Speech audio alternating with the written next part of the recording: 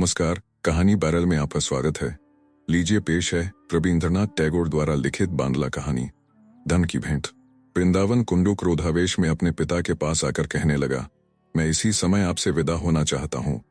उसके पिता जगन्नाथ कुंडू ने घृणा प्रकट करते हुए कहा, अभागे कृतघ्न, मैंने जो रुपया तेरे पालन पोषण पर खर्च किया है उसे चुका कर ही ऐसी धमकी देना। जिस प्रकार का खान पान जगन्नाथ के घर चला करता था उस पर कुछ अधिक व्यय न होता था। भारत के प्राचीन ऋषि मितव्ययता के लिए ऐसी ही वस्तुओं का प्रबंध कर लिया करते थे। जगन्नाथ के व्यवहार से ज्ञात होता था वह इस विषय में उन ऋषियों ही के निर्मित आदर्शों पर चलना पसंद करता था। यद्यपि वह पूर्ण रूप से इस आदर्श को निभाने में असमर्थ था। इसका कारण कुछ यह समझा जा सकता है कि जिस समाज में उसका रहन सहन था वह अपने प्राचीन आदर्शों से बहुत पतित हो चुका था, और कुछ यह कि उसकी आत्मा को शरीर के साथ मिलाए रखने के विषय में प्रकृति की उत्तेजना तीव्र और युक्तियुक्त संगत थी। जब तक वृंदावन अविवाहित था उसका निर्वाह जैसे तैसे चलता रहा, किंतु विवाह के पश्चात उसने सीमा से बाहर इस उत्तम और सुंदर आदर्श को, जो उसके महामना पिता ने निर्मित कर रखा था, त्यागना शुरू कर दिया। ऐसा ज्ञात होता था कि सांसारिक सुख ऐश्वर्य के संबंध में उसके विचार आध्यात्मिकता से शारीरिकता की ओर परिवर्तित हो रहे हैं, और खाने पीने की न्यूनता से उसे भूख, प्यास, सर्दी, गर्मी और जो कष्ट भी सामने आते हैं उसने उन्हें सहना पसंद न करके संसार के साधारण व्यक्तियों के आचरण का अनुकरण करना आरंभ कर दिया। जब से वृंदावन ने अपने पिता के निर्मित उच्च आदर्श को त्यागा, तभी से पिता और पुत्र में कलह आरंभ हो गई। इस कलह ने चरम सीमा का रूप उस समय धारण किया जब वृंदावन की पत्नी अधिक रुग्ण हुई और उसकी चिकित्सा के लिए एक वैद्यराज बुलाया गया। यहाँ तक का व्यवहार भी क्षमा करने के योग्य था, किंतु जब वैद्यराज ने रोगी के लिए एक अधिक मूल्य की औषधि का निर्णय किया तो जगन्नाथ ने समझ लिया कि वैद्यराज अयोग्य है और वैद्यक के नियमों से बिल्कुल अपरिचित। बस उसने उसी समय उनको मकान से बाहर निकलवा दिया। वृंदावन ने पहले तो पिता से काफी अनुनय विनय की कि औषधि जारी रहे, फिर झगड़ा भी किया, परंतु पिता के कान पर जूं तक न रेंगी। अंत में जब पत्नी स्वर्ग सिधर गई तो वृंदावन का क्रोध अधिक बढ़ गया और उसने थोड़ी देर पश्चात वह कहने लगा, अच्छा तुम मेरे घर रहना पसंद करोगे? लड़के ने उत्तर दिया, क्यों नहीं। उसी दिन से वह लड़का उसके घर रहने लगा। उसे घर में प्रवेश करते हुए इतना भी भय न हुआ जितना अंधेरे में किसी वृक्ष के नीचे जाने से हो सकता है।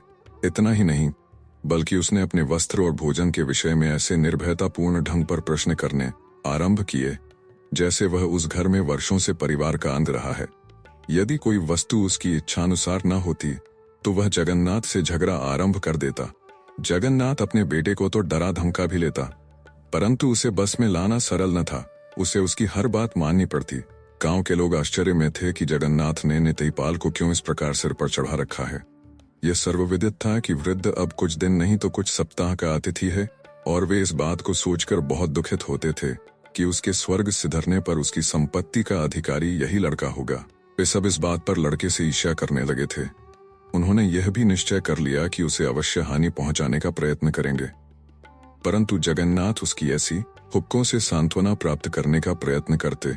वास्तविकता यह है कि जिस समय मामला चरम सीमा को पहुंच गया तो वृंदावन से न रहा गया और उसने आवेश तथा विकलता के साथ अपने पिता से कहा, मैं जाता हूँ। पिता ने उसे दृढ़ देखकर उसी समय आज्ञा दे दी और घोषणा करते हुए कह दिया, चाहे देवता मेरे ढंग को गौहत्या के समान क्यों न समझे, मैं शपथ खाकर कहता हूँ कि तुम्हें अपनी धन संपत्ति से एक कौड़ी भी नहीं दूंगा। यदि मैं तुम्हारी एक पाई तक को भी हाथ लगाऊं तो उस व्यक्ति से भी नीच होऊंगा जो अपनी माँ को बुरे भाव से देखता है। वृंदावन के मुख से आवेश में निकल गया। गांव के निवासियों ने अपने जैसे विचारों के लंबे चौड़े वाद विवाद के पश्चात उस छोटे से परिवर्तन भरे झगड़े को संतोषपूर्वक देखा।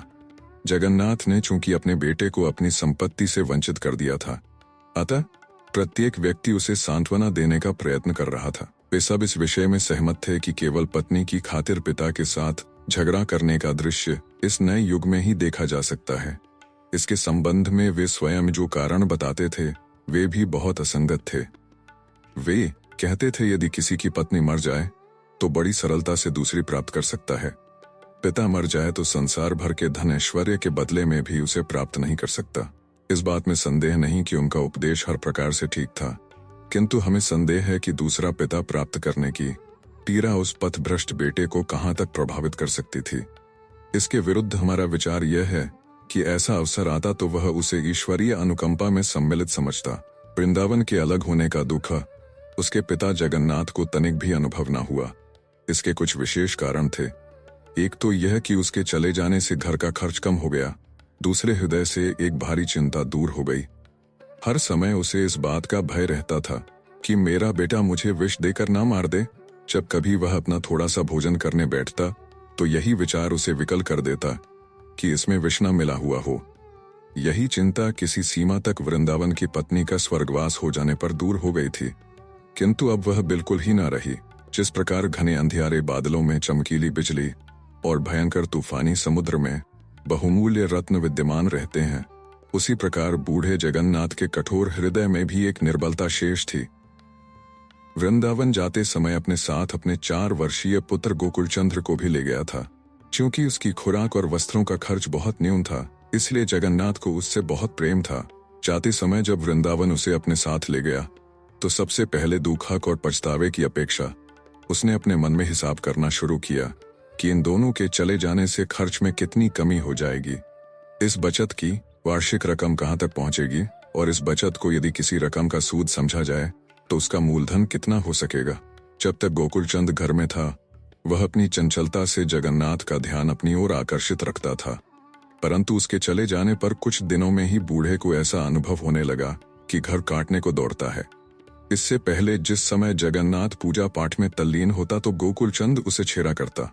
भोजन करते समय उसके आगे से रोटी या चावल उड़ाकर भाग जाता और स्वयं खा लेता, और जब वह आय व्यय लिखने बैठता तो उसकी दवात लेकर दौड़ जाता। किंतु अब उसके चले जाने पर यह सब बातें भी दूर हो गईं। जीवन में प्रतिदिन का क्रियाकर्म उसे भार अनुभव होने लगा। उसे ऐसा मालूम होता था कि इस प्रकार का विश्राम भविष्य के संसार में ही सहन किया जा सकता है। जब कभी वह गोकुल की चंचलता को स्मरण करता तो रजाइयों में उसके हाथों के छेदों या दरी पर कलम दवात से उसके बनाए हुए भद्दे चित्रों को देखता तो उसका हृदय कष्ट के मारे बैठ जाता। जगन्नाथ को अपने सोने के कमरे में एक कोने के अंदर पड़ी हुई पुरानी धोती के टुकड़े दिखाई पड़े तो सहसा उसके नेत्रों से अश्रु बह निकले। वह धोती थी जिसे गोकुल ने 2 वर्ष के अल्प समय में फाड़ दिया था। तो जगन्नाथ ने उसे झिड़का और बुरा भला कहा था, किंतु अब उसने इन टुकड़ों को उठाकर बड़ी सावधानी से अपने संदूक में रख लिया और इसकी शपथ खा ली कि यदि गोकुल उसके जीते जी फिर कभी वापस आ गया तो चाहे वह हर वर्ष एक धोती फाड़े, वह उससे कभी रुष्ट न होगा। परंतु गोकुल को न वापस आना था न आया। गरीब जगन्नाथ दिन प्रतिदिन वृद्ध होता जा रहा था और उसको खाली घर अधिक से अधिक भयावना दिखाई पड़ता था। अंत में दशा यहाँ तक पहुंची कि वह संतोष से घर में बैठ भी न पाता। मध्याह्न समय जब गांव के सब लोग अपने अपने घरों में सोए होते तो जगन्नाथ नारियल हाथ में लिए गलियों में घूमता दिखाई देता। गांव के लड़के जब कभी उसे अपनी ओर आता देखते तो खेल छोड़कर दूर जा खड़े होते और इस प्रकार की पद्य पंक्ति गाने लगते जिसमें एक स्थानीय कवि ने वृद्ध जगन्नाथ के मितव्ययी स्वभाव की प्रशंसा की थी। कोई व्यक्ति भय के मारे उसका वास्तविक नाम इस डर से जबान पर न लाता कि कहीं उसे उस रोज अन्न जल प्राप्त न हो, अतः लोगों ने उसके अनेक प्रकार के नाम रख छोड़े थे। वृद्ध उसे जगन्नाथ कहा करते थे, परंतु मालूम नहीं छोटे लड़के उसे चिड़ैल क्यों कहते थे। संभव है इसका कारण यह हो कि उसका चर्म शुष्क और शरीर रक्तहीन दिखाई देता था। इन्हीं कारणों से वह प्रेत आत्माओं के समान समझा जाता था। एक दिन मध्याह्न समय जब जगन्नाथ स्वभावानुसार गांव की गलियों में आम के छतनारे वृक्षों के नीचे अपना नारियल हाथ में लिए फिर रहा था, उसने देखा कि एक लड़का जो देखने में अपरिचित मालूम होता था गांव के लड़कों का मुखिया बना हुआ है और उन्हें कोई नई शरारत समझा रहा है। उसके महान चरित्र और उसकी कुशाग्र बुद्धि से प्रभावित होकर सब लड़कों ने इस बात का नियम कर लिया था कि हर काम में उसकी आज्ञा अनुसार आचरण करेंगे। दूसरे लड़कों की भांति वह वृद्ध जगन्नाथ को अपनी ओर आता देखकर भय से भागा नहीं, बल्कि उसके समीप जाकर चादर झाड़ने लगा। उसी समय उसमें से एक जीवित छिपकली निकलकर वृद्ध के शरीर पर गिरी और उसकी पीठ की ओर से नीचे उतरकर वन की ओर भाग गई। भय से वृद्ध के हाथ पांव कांपने लगे। यह देखकर सब लड़के बहुत प्रसन्न हुए और प्रसन्नता से उच्च स्वर में घोष करने लगे। वृद्ध जगन्नाथ बड़बड़ाता और गालियां देता हुआ बहुत दूर निकल गया, किंतु वह अंगोछा जो प्राय उसके कंधों पर पड़ा रहा करता था सहसा गायब हो गया और दूसरे ही क्षण उस अपरिचित लड़के के सिर पर बंधी हुई पगड़ी के रूप में दिखाई देने लगा। लड़के की ओर से इस प्रकार की चेष्टा देखकर जगन्नाथ पहले तो कुछ चिंतित हुआ, फिर वह गांव की प्रतिदिन की कठोरता को इस प्रकार पराजित होते देखकर प्रसन्न भी हुआ। काफी दिनों से लड़के उसकी छाया ही देखकर दूर भाग जाया करते थे और उसे उनसे बोलने तथा बातचीत करने का अवसर ही न मिलता था। अपरिचित लड़का इस शरारत के पश्चात दूर भाग गया था, किंतु बहुत से वचन और सांत्वना देने के पश्चात वह उस वृद्ध के समीप आया। फिर दोनों में निम्न बातें होने लगीं। बेटा, तुम्हारा नाम क्या है? नितई पाल। सर कहाँ है? मैं नहीं बताऊंगा। क्यों नहीं बतलाओगे? मैं घर से भाग कर आया हूँ। भागे क्यों थे? मेरा पिता मुझे स्कूल जाने को कहता था। जगन्नाथ के हृदय में विचार आया, ऐसे होनहार लड़के को स्कूल भेजना कैसी व्यर्थ की बात है। वह कैसा लड़के के भविष्य के परिणाम की ओर से आंखें मीचे रहने वाला पिता होगा जो इसे स्कूल भेजना चाहता है। थोड़ी देर पश्चात वह कहने लगा, अच्छा, तुम मेरे घर रहना पसंद करोगे? लड़के ने उत्तर दिया, क्यों नहीं। उसी दिन से वह लड़का उसके घर रहने लगा। उसे घर में प्रवेश करते हुए इतना भी भय न हुआ जितना अंधेरे में किसी वृक्ष के नीचे जाने से हो सकता है। इतना ही नहीं, बल्कि उसने अपने वस्त्र और भोजन के विषय में ऐसे निर्भयतापूर्ण ढंग पर प्रश्न करने आरंभ किए जैसे वह उस घर में वर्षों से परिवार का अंग रहा है। यदि कोई वस्तु उसकी इच्छानुसार न होती तो वह जगन्नाथ से झगड़ा आरंभ कर देता। जगन्नाथ अपने बेटे को तो डरा धमका भी लेता, परंतु उसे बस में लाना सरल न था। उसे उसकी हर बात माननी पड़ती। गांव के लोग आश्चर्य में थे कि जगन्नाथ ने नितई पाल को क्यों इस प्रकार सिर पर चढ़ा रखा है। यह सर्वविदित था कि वृद्ध अब कुछ दिन नहीं तो कुछ सप्ताह का अतिथि है, और वे इस बात को सोचकर बहुत दुखित होते थे कि उसके स्वर्ग सिधरने पर उसकी संपत्ति का अधिकारी यही लड़का होगा। वे सब इस बात पर लड़के से ईर्ष्या करने लगे थे। उन्होंने यह भी निश्चय कर लिया कि उसे अवश्य हानि पहुंचाने का प्रयत्न करेंगे, परंतु जगन्नाथ उसकी ऐसी निगरानी रखता जैसे वह उसकी पसली की हड्डी हो। कभी कभी लड़का धमकी देकर कहता, मैं घर चला जाऊंगा। ऐसे अवसर पर वृद्ध लोभ लालच का जाल बिछाकर कहता, मैं अपनी सारी संपत्ति तुमको ही दे दूंगा। लड़का हर प्रकार से कम आयु का था, तब भी इस वचन के महत्व को खूब समझता था। आम वालों से और कुछ न हो सकता था। उन्होंने उस लड़के के बाप के संबंध में जांच आरंभ की। उनको यह सोचकर बहुत दुख होता था कि उसके माता पिता उसकी याद में दुखी होंगे। लड़का बड़ा चंचल है जो उन्हें इस प्रकार छोड़कर भाग आया।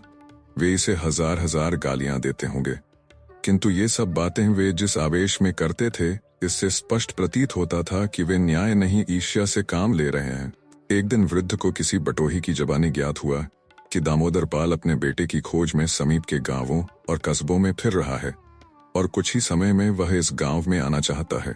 नितई ने जब यह बात सुनी तो सहज भाव से उसके हृदय के प्रेम में आवेश आया। वह उद्विग्नता की दशा में धन संपत्ति छोड़कर अपने पिता के पास जाने को तैयार हो गया। जगन्नाथ उसे रोकने के लिए प्रत्येक संभव प्रीति से प्रयत्न करता था।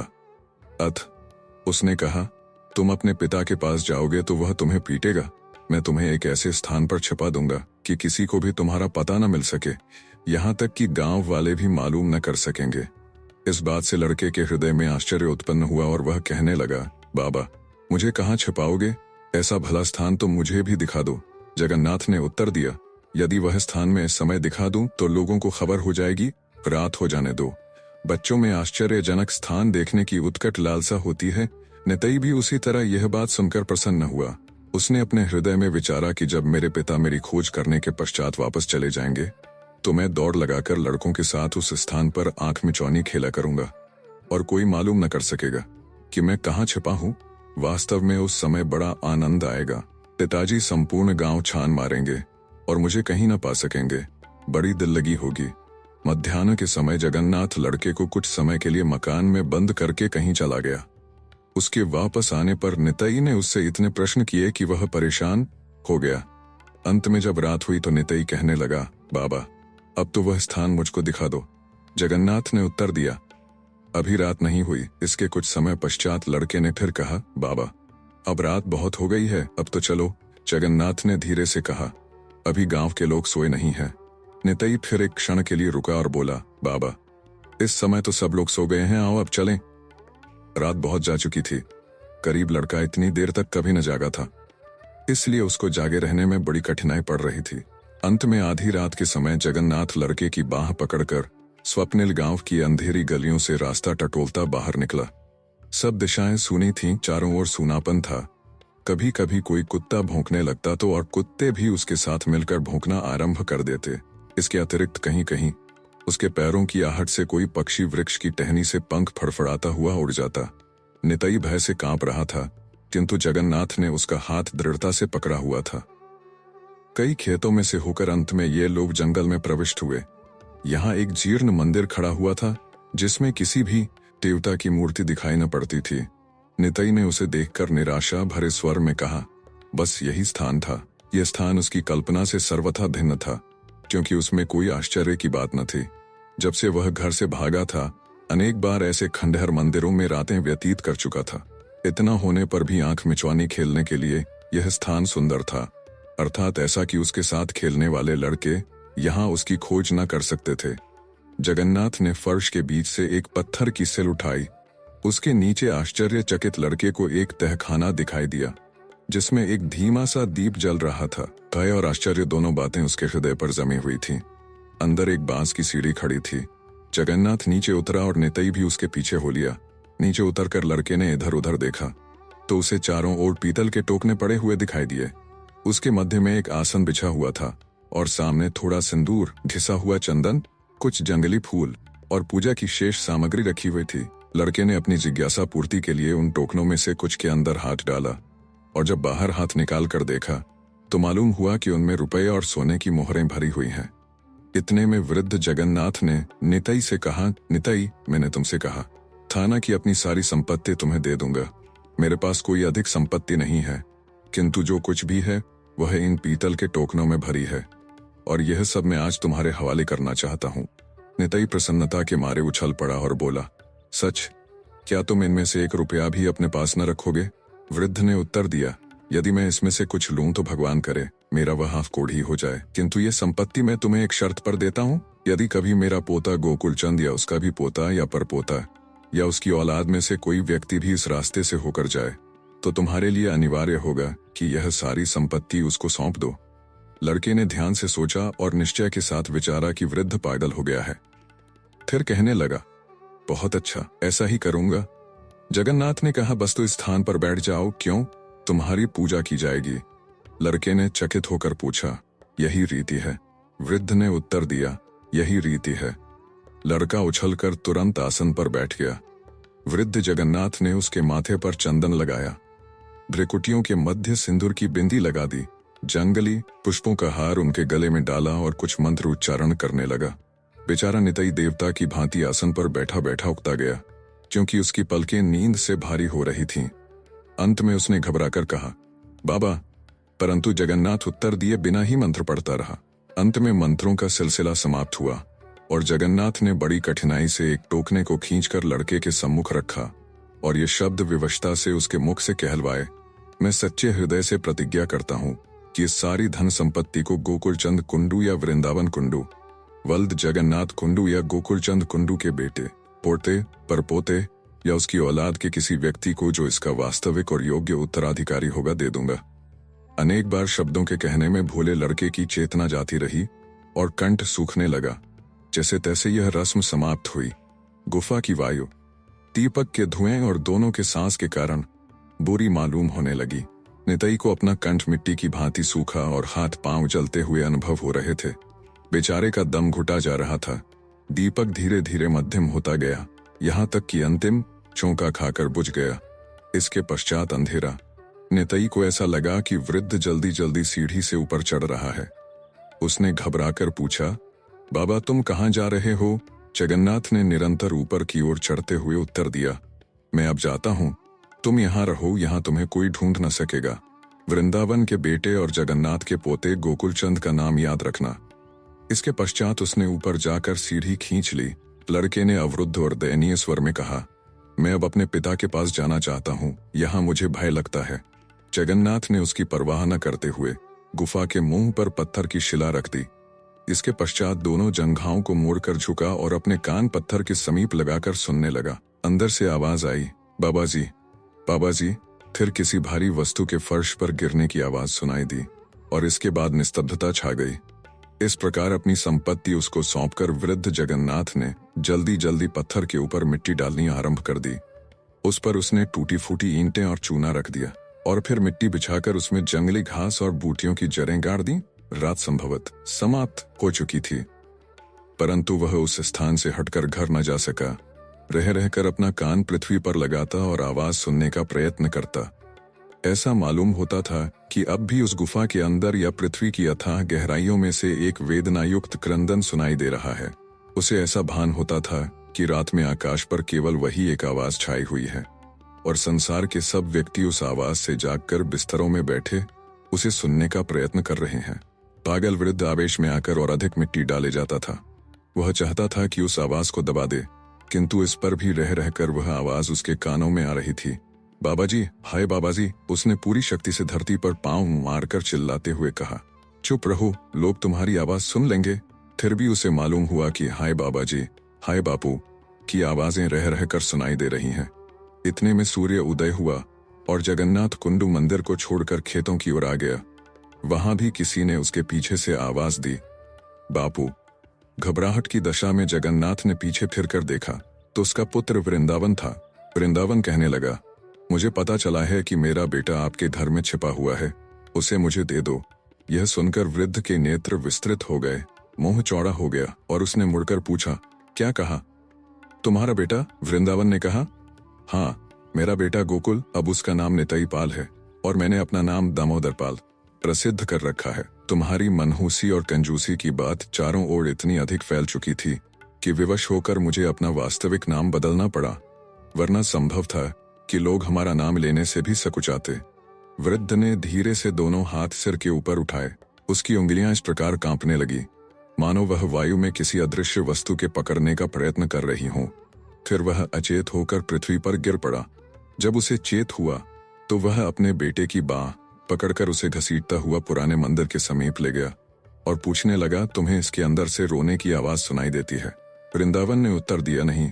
वृद्ध ने कहा, ध्यान से सुनो, कोई आवाज अंदर से बाबाजी बाबाजी कहती सुनाई नहीं देती। वृंदावन ने फिर कान लगाकर उत्तर दिया, नहीं।